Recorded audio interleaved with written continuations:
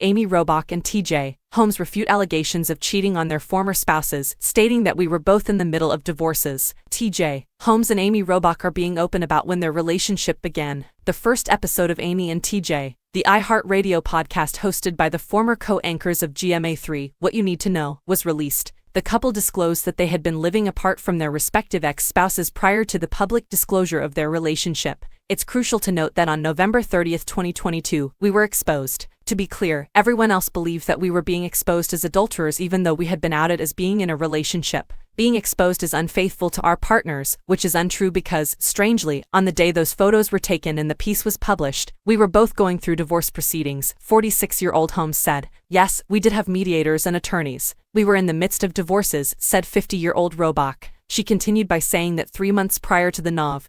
10 photo session that featured her and Holmes together, her 56-year-old ex-husband Andrew Shue had already moved out of the house. Robach stated that everyone in her close circle knew that I was getting divorced and that she had already stopped wearing her ring in early August. Holmes is a more private person, she continued, and chose to keep that information to himself. In the podcast, he revealed that he had been living alone since the summer without his 45-year-old ex-wife Marilee Fiebig, and that they had not shared a home in the early photos of him leaving a building. The former anchor did, however, also acknowledge that he thought they handled things a little incorrectly. In retrospect, he acknowledged, we shouldn't have allowed people to learn about our relationship before they learned about our divorces. If people had known earlier that there were divorces, instead of thinking, they're in a relationship, maybe someone would have raised an eyebrow or something, but it wouldn't have developed into what it did now that they are dating.